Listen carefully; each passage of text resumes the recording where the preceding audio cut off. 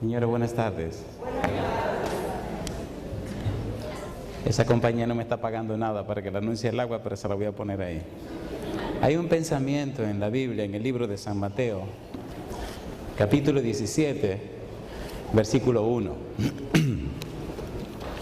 San Mateo, capítulo 17, versículo 1. Comenzamos esta mañana y hoy debemos entrar en los detalles.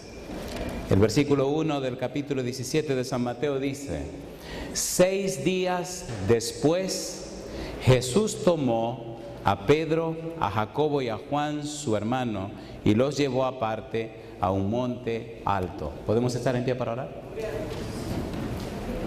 Querido Padre Celestial, acompáñenos en esta hora y permita que sus ángeles estén con nosotros, que su presencia se deje sentir en este lugar y su Espíritu Santo encuentre espacio en cada corazón presente, que todo cuanto hagamos sea para la honra y la gloria de su nombre, que su gracia nos asista, que su presencia nos acompañe, que su justicia nos cubra, que su gracia bendita nos transforme.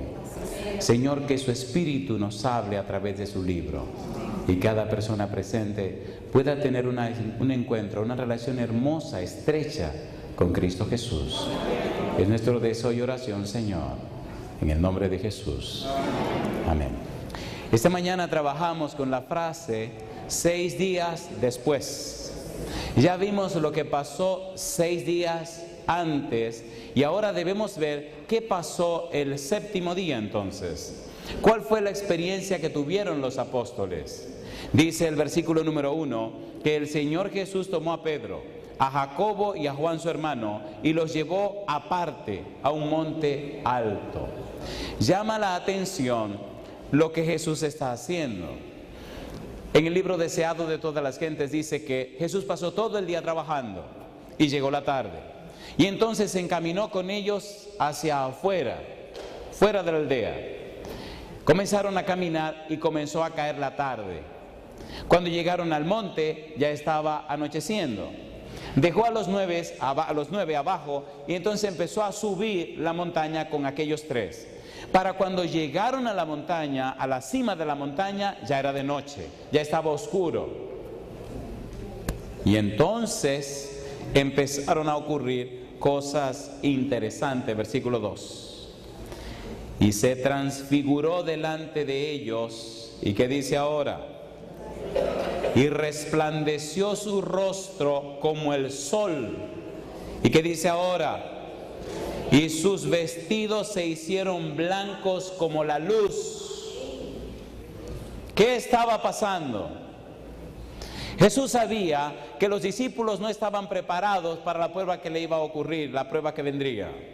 Estaba muy seguro que no estaban listos para verlo sufriendo como sufriría, a pesar de que en el versículo 21 del capítulo 16 les había dicho: es necesario que yo vaya a Jerusalén y que sea maltratado por los ancianos, por los escribas, por los fariseos, por los sacerdotes. Es necesario que el Hijo del Hombre sea muerto. Es necesario entonces que el Hijo del Hombre resucite. A pesar de decir eso, y a pesar que en el capítulo 16 Pedro le había dicho que tú eres el Cristo, y a pesar de haberle dicho a Pedro cuando se resistió a la muerte de Cristo en la cruz: apártate de mí, Satanás, y a pesar de decirle que es necesario todo aquel que quiera seguirle a él, que se niegue a sí mismo, tome su cruz y le siga, a pesar de todo lo que le había explicado, todavía no estaban sólidamente establecidos para la prueba que venía. Dice el Deseado de la gente que él oró a Dios y le dijo: Padre, fortalece la fe de los discípulos y permite que mi divinidad pueda fulgurar a través de mi humanidad, para que se mantengan sólidos y se mantengan fieles y su fe sea fortalecida y robustecida. 6 días de preparación para un evento extraordinario. 6 días de preparación para una manifestación gloriosa de Dios. 6 días de preparación para subir al monte y tener un encuentro con Dios. Y ahora llega el momento. Llega la ocasión. Jesús se transfigura. Su cara brilla como el sol y todo su cuerpo se hace luminoso y toda la cima del monte queda completamente iluminada por la presencia de Cristo Jesús. Y entonces los discípulos quedan arrobados con aquella experiencia. Dice el versículo número 3, y he aquí les aparecieron Moisés y ¿quién? Y Elías, haciendo ¿qué cosa? Hablando con él. ¿Subió Moisés a un monte, sí o no? ¿Sí o no? ¿Subió Elías a un monte, sí o no? ¿Y qué pasó en esos montes? Toda persona que sube al monte tiene una revelación de Dios. Si usted no ha subido al monte, su vida cristiana no tiene sentido. El problema de los cristianos de hoy es que no suben al monte. Se acostumbraron a vivir en el valle. Y cuando estudiemos los que viven en el valle, se darán cuenta que los demonios tienen más poder que los que están en el valle.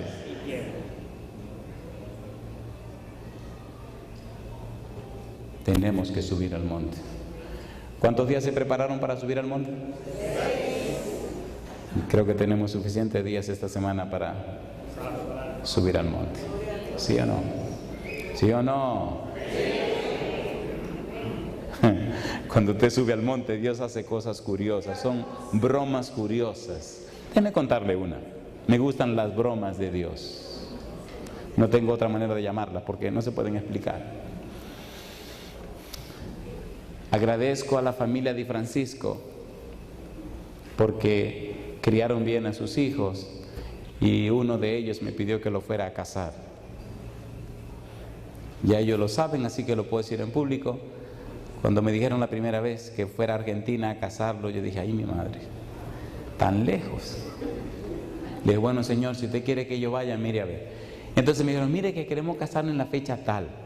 Y como yo no podía, dije, ay, yo lo siento, en esa fecha yo no puedo. Y me atraparon y me dijeron, pues en la fecha que usted pueda nos casamos. No hay forma entonces. Dije, vamos a orar. Y esos fueron pacientes, me esperaron meses. Y le oraba a Dios, Señor, si usted quiere que vaya a casarle a su muchacha argentina, dígame. Y me dijo el don, usted tiene que ir. Señor, que si quiere que vaya a Argentina a casar a los muchachos, dígame. Te dije que tiene que ir. Señor, recuerde que si usted quiere que yo vaya, dígame. Está bien, vamos. Un día me llama Miguel Di Francisco. Mire que hablé con el pastor Heinz y entonces que quieren que predique en la universidad. Y digo, sí. Digo, wow. ¿En cuál universidad? En la Universidad Adventista del Plata. Digo, ¿qué? Bueno, vamos a orar. Sí, porque una cosa es predicarle a usted y otra cosa es predicar allá. ¿Me están entendiendo? Ahí están los doctores de la ley. ¿En serio que se lo estoy diciendo? Y es fácil hablarle a un hermano, pero hablarle a un tipo que sabe más que usted. O sea, yo sería yo el que tengo que sentarme para que me enseñen a mí. Y yo dije predicándole.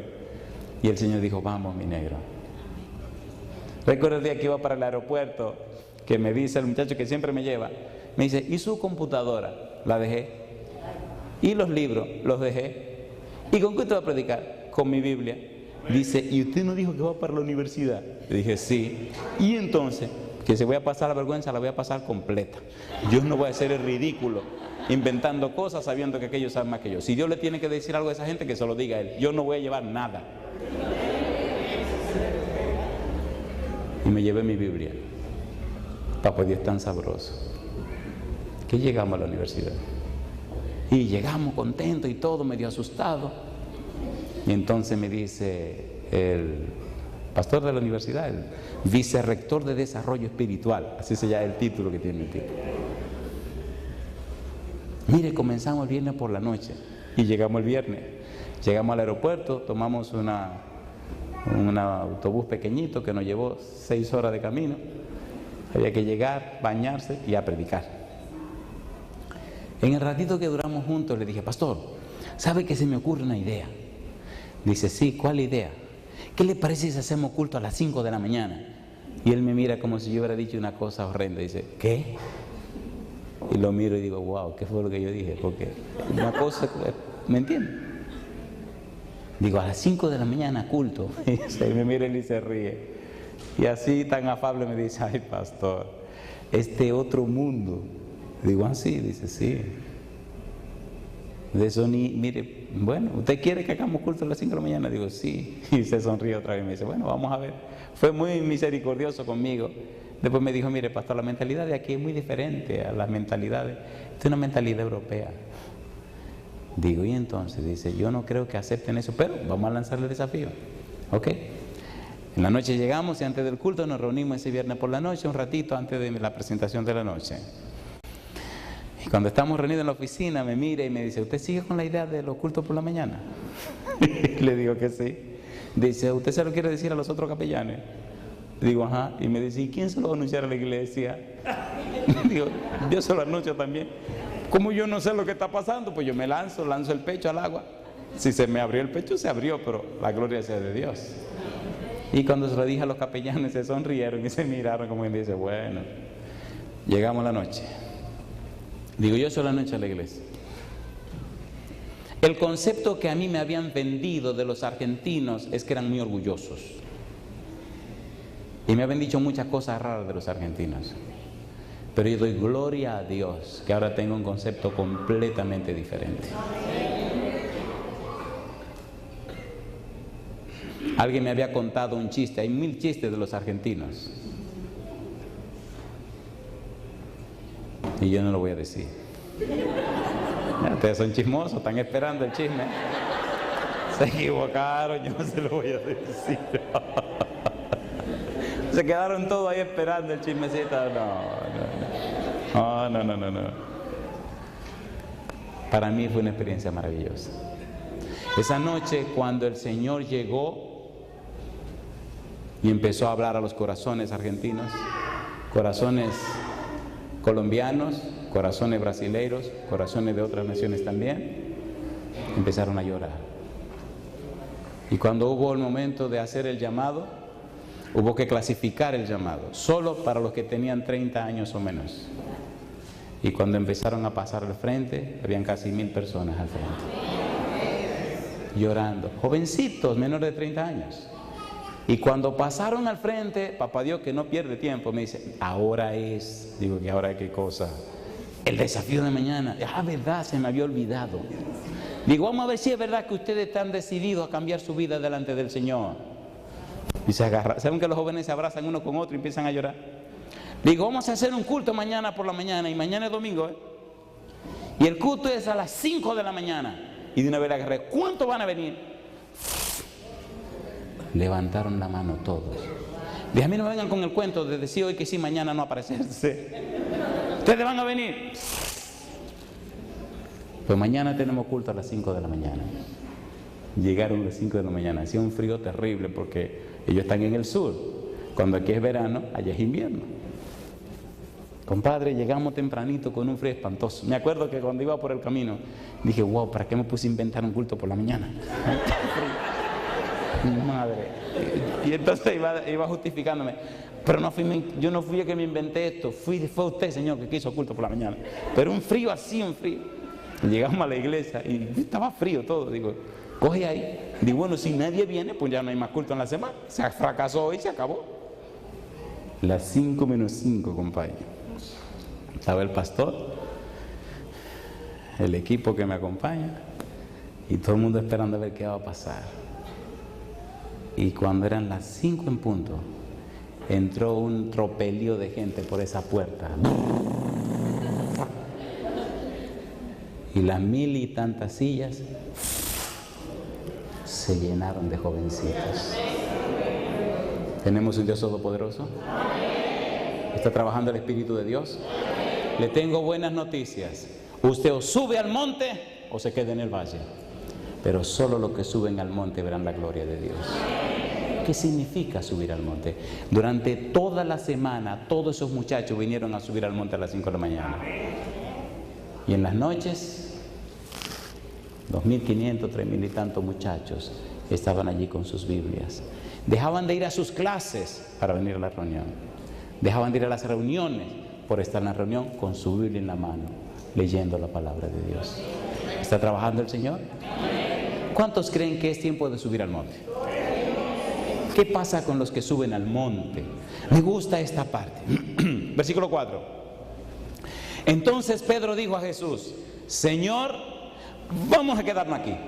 Mira, vamos a vivir aquí arriba. Oye, Señor, jamás bajemos de aquí. Vamos a quedarnos aquí arriba. Cosa linda. ¿Y cuál fue la propuesta de Pedro? Señor, bueno es para nosotros que estemos aquí. ¿Qué cosa dice él? Bueno es para nosotros, ¿qué cosa? Que estemos aquí. ¿Es lindo subir al monte? ¿Sí o no? ¿Es lindo ver a Cristo glorificado? ¿Es lindo tener visión celestial? ¿Es lindo escuchar la voz de Dios? Es bueno que nos quedemos aquí. Cosa linda. Vamos a vivir aquí arriba. ¿Cuántos quisieran subir al monte Sión pronto cuando Cristo venga? El Señor viene pronto. Tenemos que aprender a vivir el cielo ahora en la tierra. Si usted aprende a subir al monte ahora, cuando suba a la Canaán celestial, no será nada nuevo, porque usted está acostumbrado a vivir ahí arriba ya. Bueno es que estemos aquí. Bueno es estar en la presencia de Dios. ¿Le gustaba a Moisés subir al monte? ¿Sí o no? Le gustaba tanto que subió 2 veces y se quedó 40 días. Ni hambre le dio. ¿O no? ¿Qué pasó con Moisés cuando subió al monte? A Moisés le gustó tanto subir al monte, le gustó tanto estar en presencia de Dios, que un día se atrevió a decirle a Dios: oye, yo te quiero ver. Y dice: oh, para Dios, mira, estate tranquilo, Moisés, que el que me ve a mí se arregla. Señor, pero nosotros hablamos tanto, pero y tú ahí estás escondido, déjame verte. Y papá Dios le dijo: ok, mira, oye bien, me gusta eso. ¿Saben por qué me gusta tanto Dios? Porque no es como me lo han pintado. Cuando vine a este santo mensaje tenía 19 años. Le dije: si tú no eres real, a mí no me vengas con cuentos. Si tú solo eres un Dios que está en un libro, yo no quiero saber de ti. Estoy harto de libros y de cuentos y de mojigangas. Si tú no eres real, a mí no me vengas con tonterías. Si tú eres real, si tú eres real, yo te quiero conocer. Si yo no te puedo conocer, entonces yo no quiero nada contigo. Si yo no puedo contar con tu presencia, entonces no quiero nada contigo. Yo leo en la Biblia cómo tú hablabas con las personas, te relacionabas con ellos. Yo veo que eres un Dios personal, un Dios amoroso, tierno, cariñoso, un Dios que perdona al pecador, que al que se cae lo levanta, un Dios que cubre y protege a su pueblo, un Dios real, un Dios que funciona. Yo quiero verte funcionar en mi vida. Eso de creer en ti porque otro me lo contó, porque otro me lo dijo, a mí no me venga con eso. Si tú eres real, yo quiero caminar contigo. Pero si no eres real, dejemos eso de una vez. ¿Es real Dios? ¿Sí o no? ¿Le habló Dios a Abraham? ¿Le habló o no le habló? Hay una experiencia que la repito 1.000.000 de veces y no me canso y no me importa, yo la repito otra vez. ¿Vino un día Dios a comer a la casa de Abraham? ¿Sí o no? ¿Le lavó a Abraham los pies? Siempre andaba buscando quién le lavó los pies a Jesús y lo encontré. Abraham. Cosa linda. ¿Se imagina papá Dios ahí a Abraham lavándole los pies? Y después Abraham le trae la comida. Y después comen. Y entonces le dice al Señor los ángeles: vayan a cumplir su misión, que yo tengo que hablar con mi amigo Abraham. ¿Sí o no? Oye Abraham: sí, Señor. Sabe que vinimos porque el clamor de Sodoma y Gomorra llegó al colmo. En el concilio celestial se determinó que ya tenemos que acabarlo, arrasarlo, quemarlo, consumirlo a todos. ¿Qué? ¿Y tú estás hablando en serio, Señor? Completamente. ¿Eran amigos o no eran amigos? ¿Hablan los amigos? ¿Sí o no? ¿Sí o no? ¿Saben por qué yo estoy aquí? Como diría la chiquita de mi casa: ¿por qué no estoy allá? Es una sinvergüenza. Porque Dios quiso que estuviera aquí. Yo debería estar esta semana en un resort en mi país, en una semana de mis vacaciones, o en McAllen con unos amigos, o en Puerto Rico, como dice mi esposa, con los pies para arriba. Dijo: no, tú tienes que ir a Nueva York. Estoy feliz de estar aquí. ¿Es real nuestro Dios? Y le dice Dios: sí, lo vamos a arrasar. Y entonces le dice a Abraham: y el juez de todo el universo va a matar al justo con el injusto. Y entonces Abraham le aconseja a Dios: tú no puedes hacer eso, Señor. Y si se aparecen 50 justos, ¿qué tú vas a hacer? Mira, los perdono. ¿Empezó Abraham a interceder por Sodoma y Gomorra? Sí. ¿Empezó Dios a aceptar la intercesión de Abraham? Sí. ¿Podemos nosotros interceder por un mundo que está lleno de pecado y de maldad? Entonces, ¿por qué no lo hacemos? En lugar de estar diciendo que son malos, que son pecadores, que son lujuriosos, ore por esa gente. Interceda por ellos. que la prostitución, que el adulterio, que la fornicación. ¿A usted qué le importa? Ore por ellos, clame por ellos, pida por ellos, predíquele a ellos. ¿Sí o no? Si cayó, ayúdelo a levantarse. Si pecó, pida a Dios que tenga misericordia, ¿o no? Pero ¿qué es lo que hacemos? El chisme. Y le acabamos la vida. Y el poco interés que tenía, se lo acabamos también. Yo le dije que yo no vine a entretenerlo, yo le voy a hablar claro. Y usted toma una de dos cosas. Usted o se arrepiente y cambia, o se arrepiente y cambia. Si yo no voy a que nadie se pierda, no. Yo no soy predicador de perdición. No hay un evangelio de perdición, a mí no me venga con eso. ¿Se acuerdan la parábola del capítulo 15 de San Lucas? 3 parábolas. ¿Cuál de los 3 se perdió? Ninguno. Cristo no habla de perdición, Él no tiene evangelio de perdición. ¿O no? Y mi Dios es todopoderoso y el suyo también. Olvídese que usted no se va a perder, por más que se quiera zafar. Había un señor una vez que decía: yo no quería venir aquí, ese era el día de su bautismo, con la bata puesta, dando su testimonio, y decía así como medio molesto: yo no quería venir aquí. Y yo dije, bueno, ¿y a qué vino? Pero mi mamá me invitó y vine la primera noche. Y toda la noche decía, yo no voy hoy, yo no voy. Y cuando venía a ver, ya estaba en la iglesia.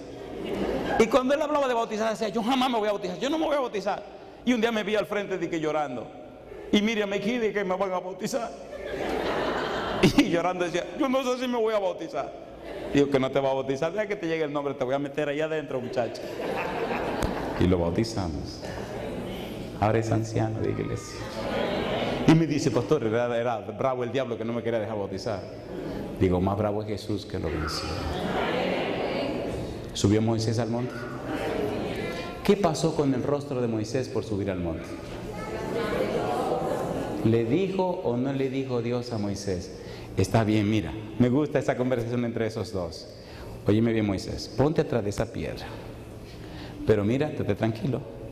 Tú ves este hueco que hay aquí, sí, yo voy a poner la mano ahí para que tú no me veas.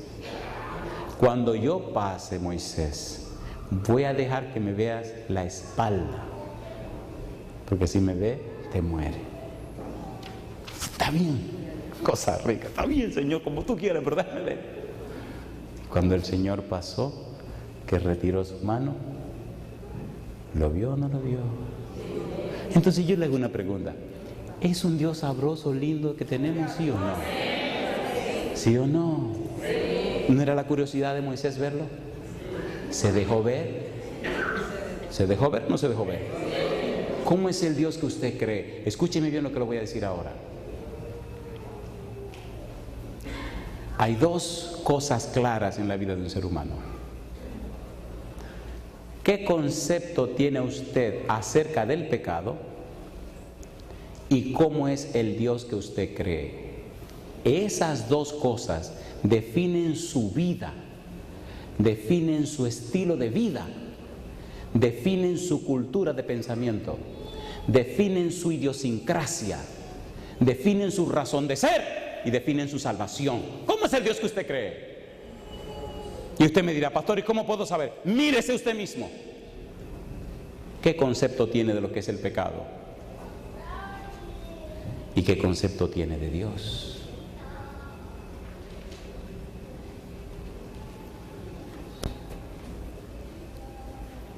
Me alegra que se queden calladitos, porque eso me asegura que lo que dije tiene peso y tiene sentido. ¿Verdad que somos muy religiosos, pero somos poco cristianos? ¿Verdad que conocemos y sabemos muchos conceptos religiosos, pero vivimos poco los principios cristianos? ¿Sí o no? ¿Verdad que cada día aprendemos más cosas nuevas, pero no ejemplificamos el carácter de Cristo Jesús? Entonces, ¿de qué nos valen tantas teorías? Cuando uno se expone a la presencia de Dios, ocurren cosas maravillosas que la gente puede ver, que la gente puede apreciar, que la gente al contemplarla, entonces no la puede negar. ¿Cierto o falso? Éxodo capítulo 34. Éxodo capítulo 34. Versículo 28. O se me olvidó preguntar que hasta qué hora va a ser la vigilia de hoy. Una broma, no se preocupe, era una broma. Una broma.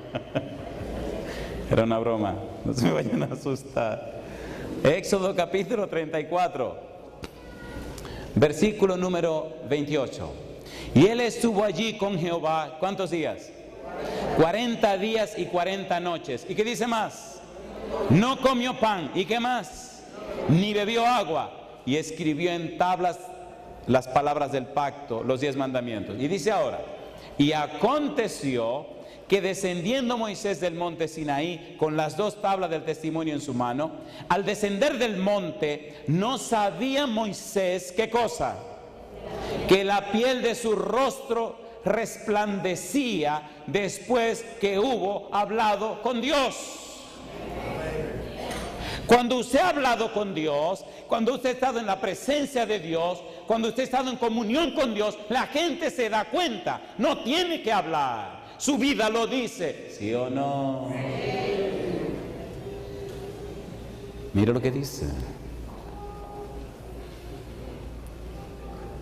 Interesante cómo la gente se asustó. Y Aarón y todos los hijos de Israel miraron a Moisés, y aquí la piel de su rostro era resplandeciente, y tuvieron miedo de acercarse a él. Le digo un secreto: cuando los pecadores del pueblo de Dios se aproximan a un hombre o una mujer entregado o consagrado al Señor, le tienen miedo.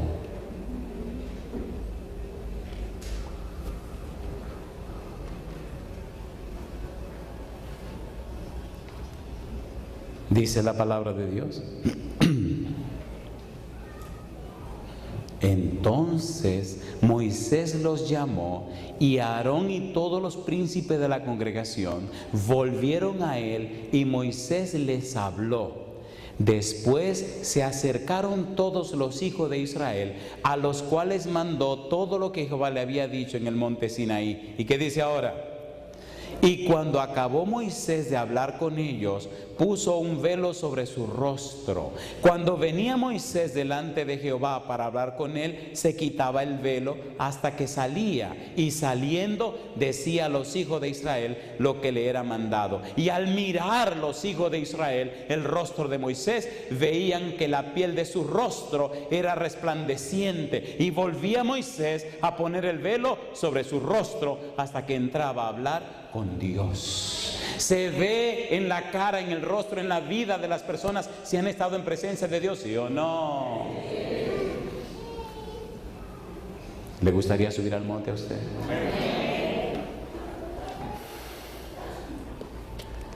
San Mateo capítulo 17, allí estamos. San Mateo capítulo 17. Recuerde que este es el 7º día. Estamos mirando la experiencia de Jesús con los discípulos en el monte, y solamente dimos un paseo por la antigüedad para ver que no era nada nuevo. ¿Había subido alguien para estar con Dios en el monte? Sí, Moisés subió para estar con Dios en el monte. ¿Había pasado algo en la vida de Moisés? Sí, su vida había sido cambiada y transformada, ¿o no? ¿Sí o no? Toda persona que sube al monte para estar con Dios, su vida es cambiada. Toda persona que sube al monte para estar con Dios, Dios lo convierte en un instrumento de guerra. ¿Instrumento de qué? De guerra. Y mire ahora, capítulo 17, versículo número 5.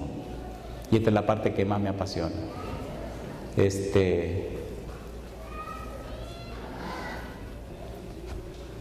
¿Vamos a terminar a las 8, pastor? Ok. La vigilia está a las 8, no se preocupe, que a las 8 los vamos a ir. Versículo 5, aquí comienza el tema de la noche. Todo lo otro era la introducción. El tema comienza ahora, esta es la parte linda de la noche. Mire el versículo 5. Mientras él aún hablaba, una nube de luz los cubrió. Pregunto, ¿estaba transfigurado Jesús? ¿Estaba brillante, iluminándolo todo? ¿Sí o no? Sí. Ahora, ¿qué aparece arriba? ¿Cómo dice que aparece? ¿Qué es lo que aparece? ¿Una nube de qué? Dice, una nube de luz los cubrió. ¿Qué hizo la nube de luz? los cubrió. Y he aquí una voz desde la nube que decía: este es mi Hijo amado, en quien tengo complacencia. ¿Estaba Pedro ahí? ¿Estaba Juan ahí? ¿Estaba Santiago ahí? Esos tres eran los tres mejores discípulos, ¿verdad que sí? ¡Qué bueno! Esa me gustó, amén, alabado sea Dios. ¿Negó Pedro a Jesús? Juan y Santiago se llamaban Boanerges, eran hijos del trueno. ¿Saben qué significaba hijo del trueno? Hijo del dios Thor. ¿Saben quién era el dios Thor entre los paganos? ¿Saben cómo representan a Thor? Es terrible eso. ¿Saben que era terrible esa expresión, hijo del dios Thor?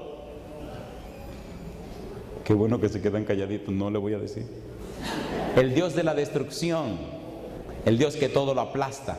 ¿Se acuerdan en Samaria cuando no quisieron aceptar a Jesús, lo que le propusieron Juan y Santiago a Jesús que si quería que hicieran? ¿Qué le dijeron? Se incomodaron, como algunos de nosotros nos incomodamos. Señor, ¿tú quieres que le ore a Dios para que descienda fuego y lo queme a todos? Qué barbarazo, ¿eh? Le dice Jesús: mira, tú no sabes el espíritu que tú tienes. ¿Qué es lo que tú estás diciendo? ¿Querían estos dos con su mamá encompicharse? Y uno a la derecha y otro a la izquierda, ¿sí o no? Si Jesús está a la diestra del Padre, ¿quién está a la izquierda de Jesús? Analiza. Dios. Entonces hay que quitar a Dios para sentar a Juan o a Santiago. ¿Están entendiendo? ¿Eran buena gente esos dos? Entonces mi pregunta: si Pedro era malísimo y Juan y Santiago eran peor, y Dios les habló a ellos, y Cristo se transfiguró delante de ellos, y Moisés se le aparecieron en la cima del monte, entonces usted y yo, que no somos tan buenos, pero no somos tan malos como ellos, podemos tener la misma experiencia, ¿sí o no? Gloria a Dios por su gracia bendita. ¿O no? A ver, ¿se entiende lo que estoy diciendo? ¿Podemos subir al monte? ¿Podemos tener una revelación hermosa de Dios? ¿Podemos cambiar nuestra vida para la gloria de su nombre? ¿Puede Dios revelarse a nosotros? ¿Puede cambiarnos como a Pedro? ¿Cambiarnos como a Juan? ¿Cambiarnos como a Santiago? ¿Sí o no?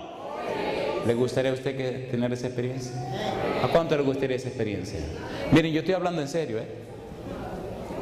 Esto no es cuestión de emocionarte ahora y déjalo mañana. No, esto es cuestión de en serio. ¿Ustedes me están entendiendo? Póngase en pie si usted está entendiendo lo que estoy diciendo. Sí, porque esto no puede ser que usted venga a entretenerse. Hay una frase que aparece aquí que tenemos que estudiar.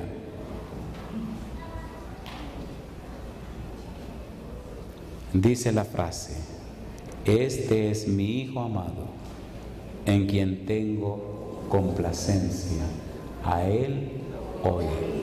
Pregúntese por un momento: ¿cómo es posible que el Dios omnisciente, que todo lo sabe, escoja solamente una frase para hablar de su Hijo, y porque la misma frase la repite otra vez?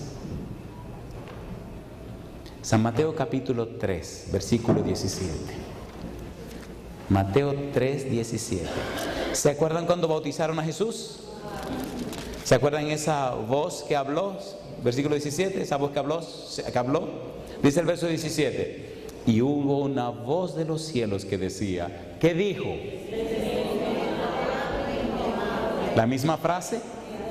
¿Es que Dios no sabe más Biblia? ¿Es lo único que Él se sabe? ¿Por qué usa la misma frase? ¿Por qué y qué quiere Dios con la misma frase? ¿Qué es lo que quiere significar? Ustedes recuerdan que cuando Dios usa esa frase, el capítulo 4, versículo 1 comienza diciendo que entonces Jesús fue llevado por el Espíritu al desierto para ser tentado por el diablo. ¿Oyó Satanás la voz cuando Cristo fue bautizado? Sí. Y cuando Cristo llega al desierto para ser tentado, ¿cómo empieza la tentación de Satanás? Si eres el Hijo de Dios. ¿Sí o no? Pero lo había dicho Dios, ¿sí o no? ¿Sí o no? ¿Era Cristo el Hijo de Dios, sí o no? Sí. Y Satanás le dice, confírmame que eres el Hijo de Dios. Si Cristo confirma que es el Hijo de Dios, nos perdemos todos. Pastor, ¿qué es lo que usted está diciendo? ¿Se pueden sentar para que expliquemos esto? ¿No se apuren la vigilia? Le vamos a mandar dura esta vigilia. ¿Qué significa la frase: este es mi Hijo amado, en quien tengo complacencia?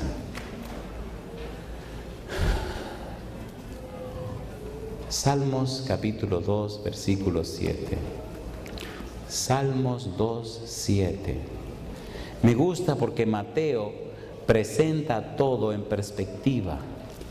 Y Mateo sabiamente plantea toda la estructura de su libro para dejar bien claro que Jesús es el Mesías. Más de 60 profecías del Antiguo Testamento son aplicadas y usadas en su Evangelio para mostrar y demostrar que Jesús es el Mesías. Salmos capítulo 2, versículo 7, ¿cómo dice? Yo publicaré el decreto, Jehová me ha dicho, ¿qué cosa? Mi hijo eres tú, yo te engendré hoy. ¿Qué cosa publicó? Un decreto. ¿Qué es un decreto? ¿Quiénes dan decreto? Los reyes, los presidentes. ¿Cuál fue el decreto que Dios dio?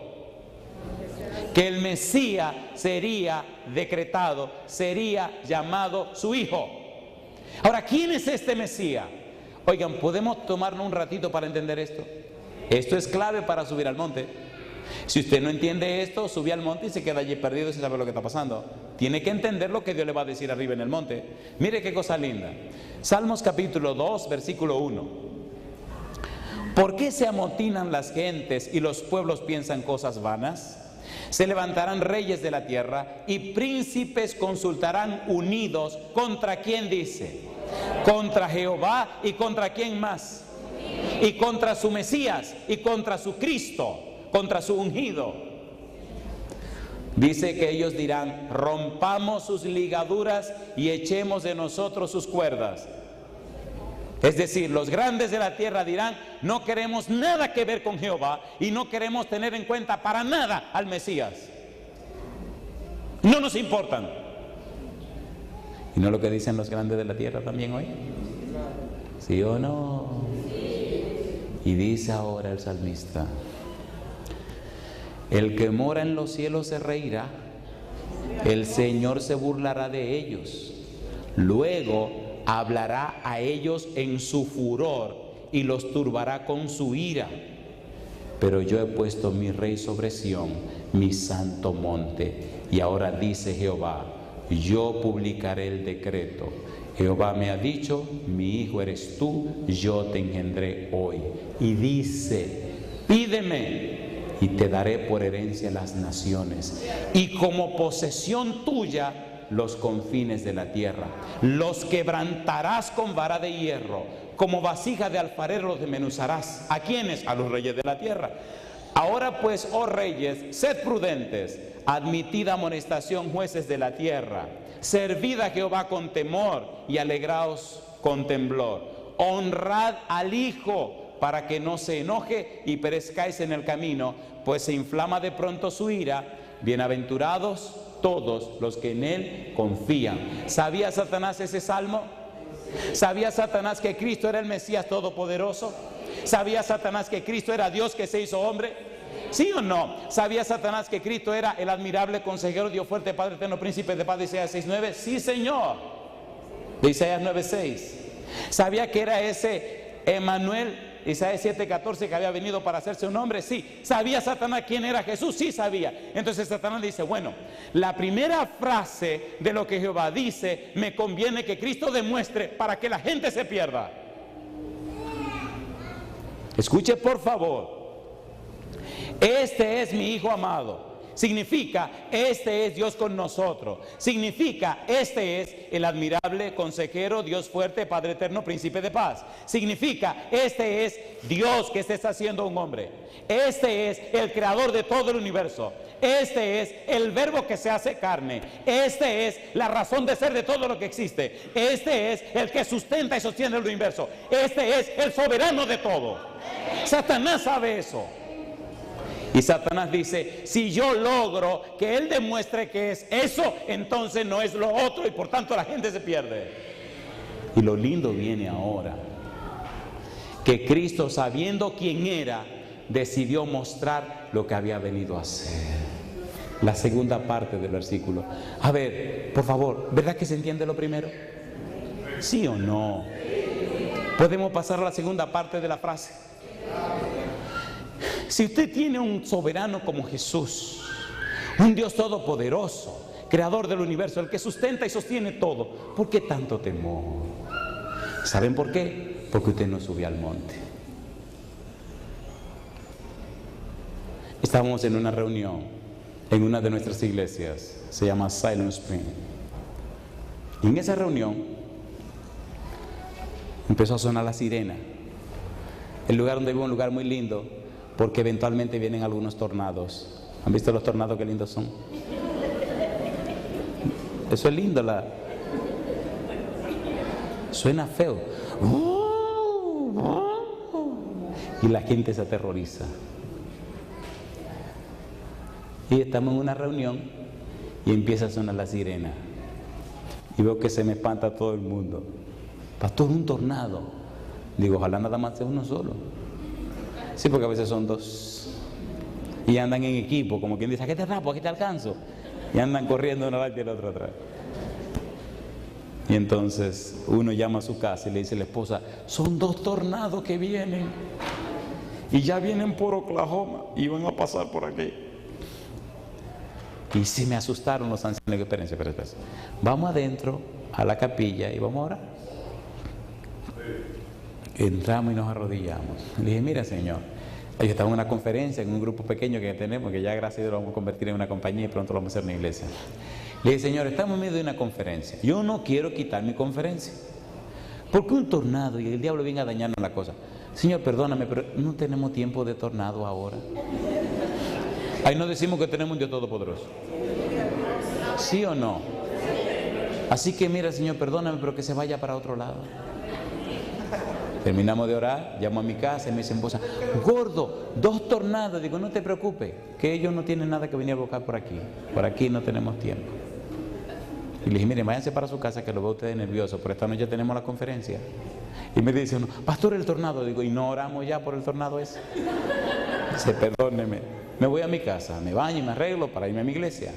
Llama a los hermanos, pastor, digo, ¿qué pasó? Que si hay culto esta noche porque los tornados. Digo, claro que hay culto, después que los tornados pasen, vámonos para la iglesia. Oigan lo que pasó. Los tornados venían derechitos para la ciudad de nosotros. Pues los tornados parece que cambiaron la ruta. En lugar de seguir derecho, giraron para la izquierda. El triste es lo que lo voy a contar, pero yo sé que se fueron para otro lado. Se fueron a Missouri. Escuche. Unas personas que no tenían problema de tornado venían regresando a su casa y eran tan fuertes esos tornados que encontró a la gente en el highway. Los carros volaban y lo tiraban para las fincas. Nada más comenzando mataron a 18 personas. ¿Era bravo el tornado? ¿Sí o no?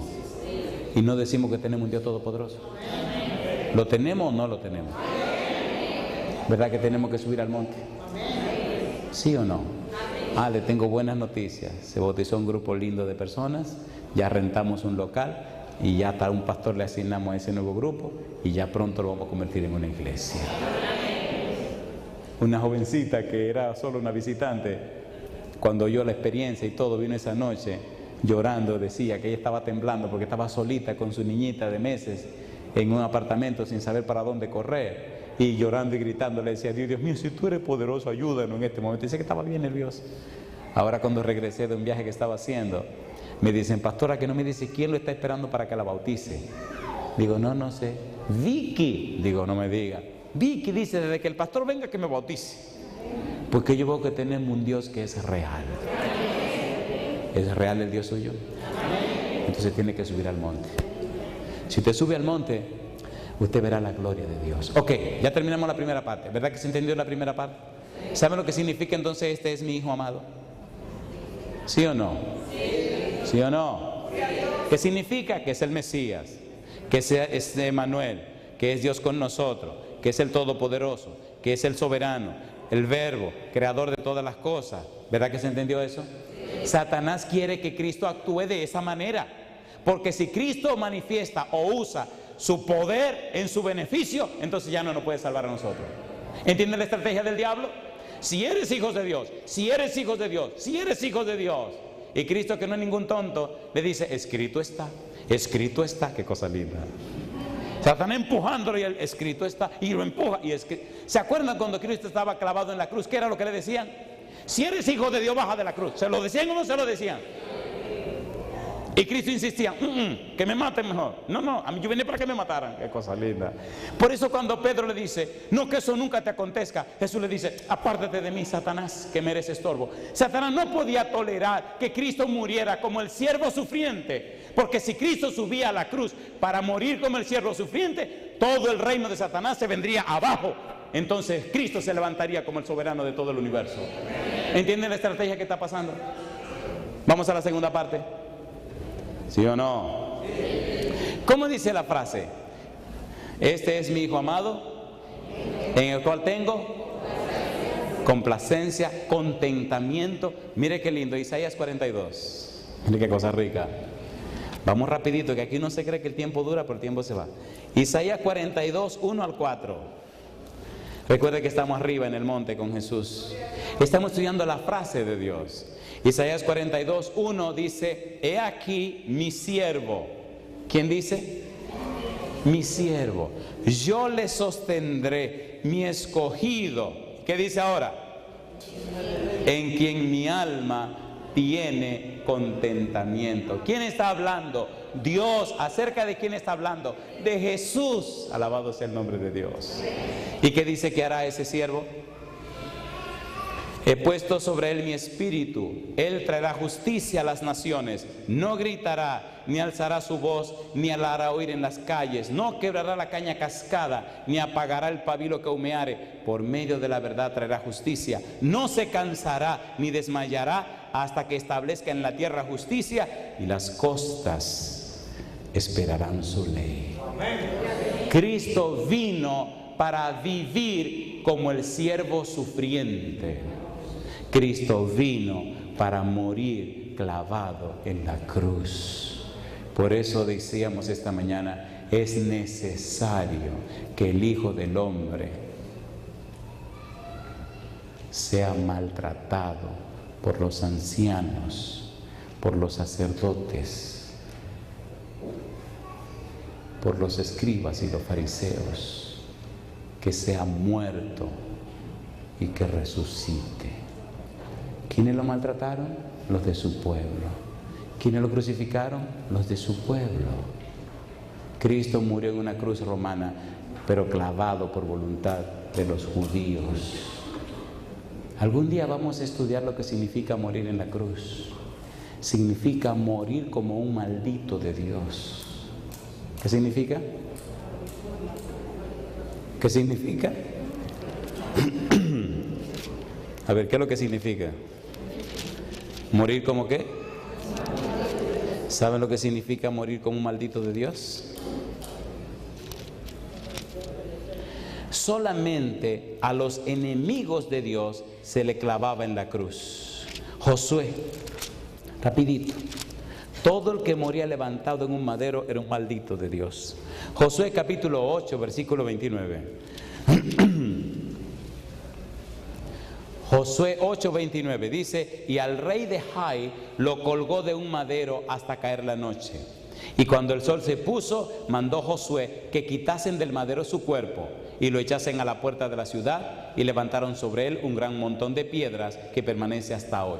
Todos los enemigos de Dios, todos los malditos de Dios, todos los contrarios a Dios son levantados en un madero. ¿Qué significa esto? Que no tienen esperanza de salvación jamás. Cuando los judíos gritaban, crucifícale, crucifícale, estaban diciendo, queremos que tenga una muerte sin esperanza de salvación.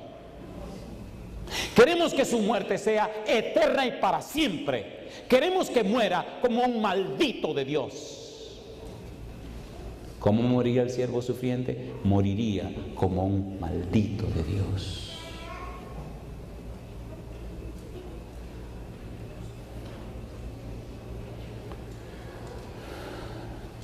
¿Somos seres privilegiados, sí o no? Mire lo que dice más adelante Josué, capítulo 10, versículo 26. Y después de esto Josué los hirió y los mató y los hizo colgar en 5 maderos y quedaron colgados en los maderos hasta caer la noche. Y cuando el sol se iba a poner, mandó Josué que los quitasen de los maderos y los echasen en la cueva donde se habían escondido, y pusieron grandes piedras a la entrada de la cueva, las cuales permanecen hasta hoy. ¿Murió Cristo como un maldito de Dios? Sí. Al que no conoció pecado, por nosotros lo hizo pecado. La paga del pecado es, ¿por cuánto tiempo? Muerte eterna, muerte para siempre. ¿Murió Cristo esa muerte por nosotros? ¿Se entiende el valor de la frase que usó Dios en el monte? Las personas que suben al monte para estar con Jesús entienden fundamentalmente 2 cosas. Primero, que Jesús es un Salvador todopoderoso, que para Jesús nada es imposible. Entienden que todo lo puedo en Cristo que me fortalece. Entienden que Cristo es Dios que se hizo hombre. Entienden que deben vivir en la presencia del Padre. Entienden el mensaje del Padre, porque el Evangelio es de Dios. El Evangelio no es un concepto, no es una doctrina. El Evangelio es una persona que es Dios mismo, que se hace hombre. ¿Sí o no? El Evangelio sale de la boca de Dios. Este es mi Hijo amado. Este es Emmanuel, este es Dios con ustedes, este es el Todopoderoso Creador, este es el Verbo de Dios, esta es la razón de ser del universo, es el que creó todo, es el que sustenta y sostiene todo. Entiéndanme, dice Dios, ese es el Todopoderoso. Y número 2, es lo mejor que tengo para ustedes. Y ese Todopoderoso Dios, ahora por voluntad propia, se hace siervo sufriente para morir en el lugar de ustedes. ¿Merece Jesús nuestra vida? ¿Merece nuestro corazón? ¿Merece nuestra fidelidad? ¿Sí o no? Entonces, esto se entiende solamente cuando subimos al monte para estar con Jesús.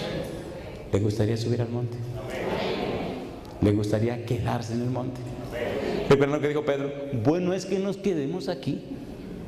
¿Se han dado cuenta que cuando uno está en la presencia de Dios, el tiempo se va y uno no se da cuenta?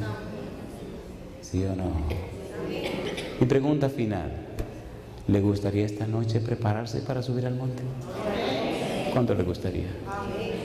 Oigan, ¿le gustaría que no quedáramos en el monte? ¿Cuántos días se quedó Moisés arriba en el monte? Y un día a Moisés se le ocurrió morirse. Se le ocurrió a Moisés morirse. Ahí no, pero después se murió. A ver, le dijo: arréglate que te va a morir. Cuando Moisés se murió, imagina a papá Dios allá arriba, imagina a Jesús preguntándole: ¿qué le pasa, Señor? Como que me falta algo. ¿Qué le falta? Mi amigo Moisés. Oye, ve, búscamelo. Cosa rica, papá. Viene Jesús entonces: oye, Moisés, levántate. Se levanta Moisés, despierta. ¿Qué pasó? Vámonos para allá arriba, que mi papá quiere que vaya para allá arriba. ¿Y quién apareció? Satanás. Ese tipo es mío. Mire, usted se está tranquilo. Camina, Moisés, vámonos. Y cuando Moisés llegó allá arriba, me imagino a papá dándole un abrazo. Moisés, muchacho, cuánto que no te veía. Señor, ahora te puedo ver la cara. Claro, ven para acá. Y se abrazaron. Cuéntame. Y entonces le dice Moisés: no me dejaste entrar a Canaán. No, yo te tenía planeado venirte para acá. Esta es la verdadera Canaán. Aquello va a pasar de moda. Esta es la que dura para siempre, Moisés. ¿Subió o no subió? Ahora está Jesús en el monte. Quiere fortalecer la fe de los discípulos. Y entonces papá Dios le dice a Moisés y le dice a Elías: vengan acá, tenemos que ir a la tierra, móntense ahí, vámonos. Cosa rica. Gabriel, maneja, vamos para allá. ¿Vinieron los 3 o no vinieron? ¿Sí o no? Estaba Moisés, estaba Elías y habló papá Dios. Vinieron en la misma nube. Deben ser ricas esas nubes. Yo siempre he dicho que cuando llegue al cielo quiero una nube aunque sea de medio uso. ¿No se han dado cuenta que Dios siempre se monta en nube? ¿O no? Dice que viene con las nubes. Así que son muchas nubes que vienen. ¿O no? Yo quiero una. Yo no aspiro que sea último modelo. A mí no me importa que sea la que mandaron a buscar a Elías, que ya tiene un modelo viejito. Yo la quiero así. ¿Con cuánta turbina? Yo no sé, yo la quiero así. Me fascina la velocidad. ¿Es real la Biblia o no es real? Así lo creo. Termino con esta pregunta. Hermanos queridos, de verdad, ¿les gustaría esta semana que todo fuera diferente? Comenzar de nuevo con el Señor. ¿Usted se atreve esta noche a tomar la decisión de romper esas cosas que le separan de Dios? Seguro que usted se atreve a hacer eso. Póngase en pie a veces, ¿verdad? Usted sabe que hay cosas que hay que dejar. Hay mucha gente en esta ciudad. Me llena de gozo que ustedes tienen aquí en la ciudad de Nueva York millones de hispanos. Donde yo vivo hay que averiguar dónde hay. Ayer me llamó excitado, me llamó maravillado un laico voluntario que tengo de una ciudad que se llama Fayetteville. Pastor, digo, ¿qué le pasa a Sergio? Estoy emocionado. Digo, así se nota que está emocionado. No sabe lo que encontré. Digo, ¿qué fue lo que encontré? Un nido de hispanos. Digo, un nido de hispanos. Oiga, casi lo compara con los ratones. Un nido de hispanos. Digo, ¿y dónde están? En Facebook. Digo, ¿qué fue lo que usted hizo? Le dije a mi esposa, hoy tenemos que hacer un trabajo de investigación. Muy así, muy, qué sé yo. Digo, ¿y qué fue que hicieron? Dice, llegamos y pregunté, ¿dónde tienen tiendas hispanas? Y me dijeron. Y fuimos y nos quedamos a la expectativa en el carro. Y entonces vimos un hispanito que iba con una cosa que compró y le caí atrás y le pregunté, oiga señor, me dijo, dígame, ¿quiere usted recibir conocimiento de la palabra de Dios? Y me contestó, no. Y entonces le dije, ¿sabe usted dónde viven los cristianos, los hispanos? Dice, ah sí, mire, la calle tal, vaya que ahí viven muchos. Entonces le regalé un libro y nos fuimos hacia allá. Y cuando llegué hacia allá, empecé a verlo y le dije a mi esposa, gloria a Dios, mira cómo se ven, todos son hispanos. Y entonces me le acerqué y le dije, ¿quieren ustedes el que les regale este libro? Claro que sí. ¿Les gustaría que lo visitáramos? Sí, señor.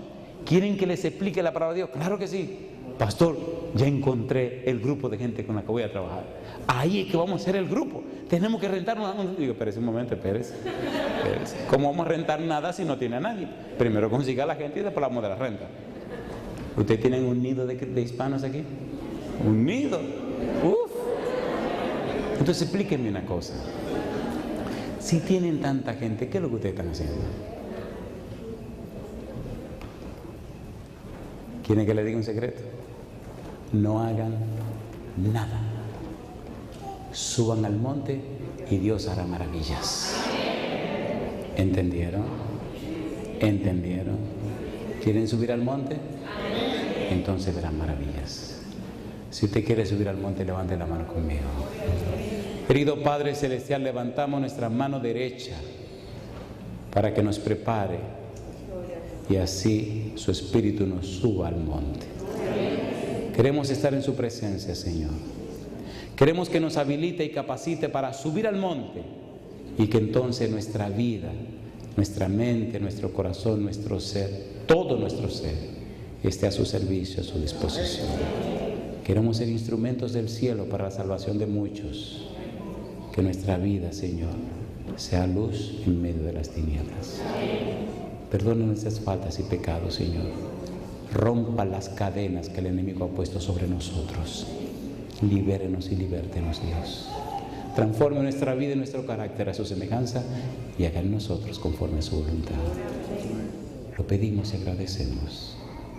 En el nombre santo de Jesús. Amén, Señor.